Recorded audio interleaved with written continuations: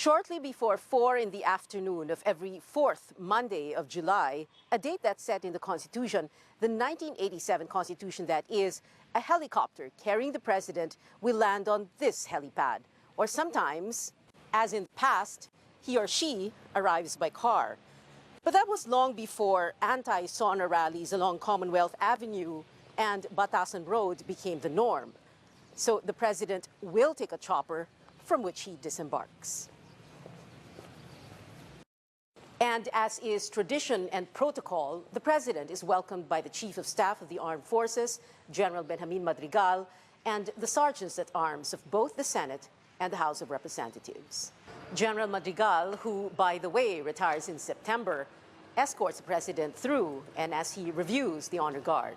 And at the end of this honor guard formation, the Senate President, for now it's Tito Soto, and the House Speaker will be waiting for the president. And who might that House Speaker be? Well, that depends on who's going to emerge victorious in what's expected to be a bruising fight, in spite of the fact that President Duterte suggested that Alan P. Cayetano and Lord Alan Velasco share a 3-year term between them.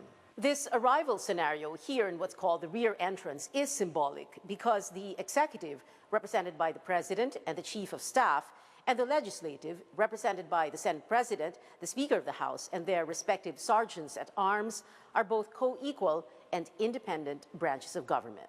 The President is also met by a phalanx of lawmakers, many of them eager to greet him or whisper a thing or two, or at the very least, be seen with him. From here, the President is brought to a holding area. He's ushered into what used to be the Presidential Legislative Liaison Office. The president stays here for a little bit of chit-chat and a meeting with the Senate President and House Speaker and other leaders. Now, you all remember last year's little chit-chat turned into a 1-hour wait because of the chaos that morning when Gloria Arroyo unseated Bebot Alvarez. But let's say that chit-chat at the holding room is over. The Senate President and the House Speaker proceed to the session hall where they will declare the joint session of Congress open with a bang of their gavels. Both the Senate mace and the House mace, symbols of authority, are put on display at the foot of the rostrum. The Senate President and the House Speaker will announce the President is waiting to deliver his SONA, and he will be invited to join them. Now that's when the President will emerge from this holding room, walks through the North Lounge, through this hallway, and all the way towards the main lobby, which I'm sure many of you are familiar with. The President will then turn left into the plenary hall, goes through these doors, walks down the center aisle, and up the rostrum. The national anthem is played, prayers are said, and the SONA begins at the appointed hour of 4 in the afternoon every fourth Monday of July before a joint session of Congress. This year, the SONA opens the 18th Congress. The only other time a joint session of Congress happens is when the Senate and the House convene to canvass the votes for President and Vice President in a national election.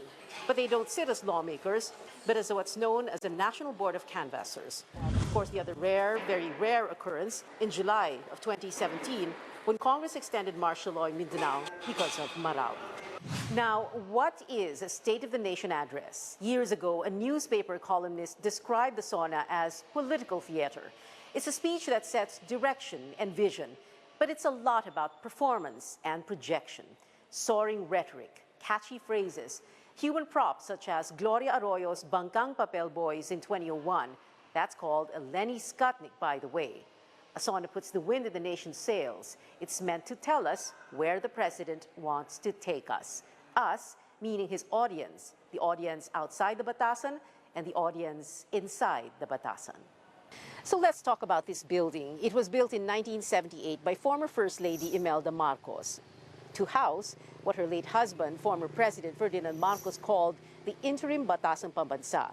Now, the year 1978 is significant. This was just about 6 years after declaring martial law and dissolving Congress, throwing many of its members in jail. Today, though, a Marcos daughter, Amy, is attending the SONA as a newly elected senator. After EDSA 1986, democratic institutions such as a bicameral legislature were restored with the 1987 Constitution, while the Senate occupied at first the old Senate building, which is now the National Museum, and then moved to its present location, rented space in the GSIS building in Pasay in the late 1990s, and will soon have a new building in Taguig.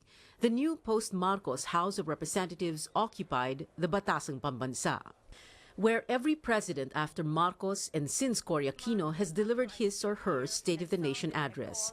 Now let's go even further back in history. Every president since Manuel L. Quezon has delivered a State of the Nation address, whether it was known by other names, delivered in months other than July, and in places other than the Batasan.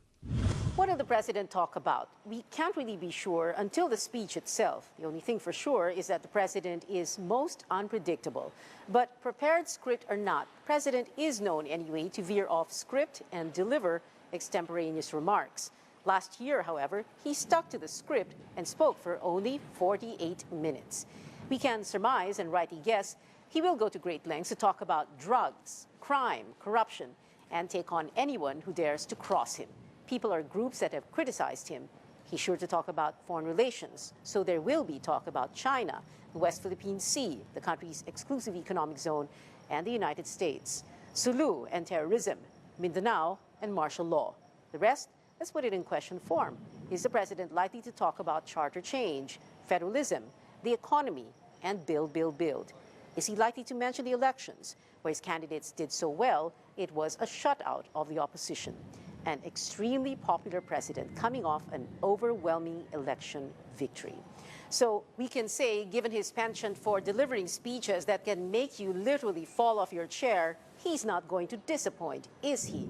I've covered every State of the Nation address since 1994, and well, it is, hands down, Rodrigo Duterte who does deliver the most exciting ones. I'm Pia Hontiveros for CNN Philippines.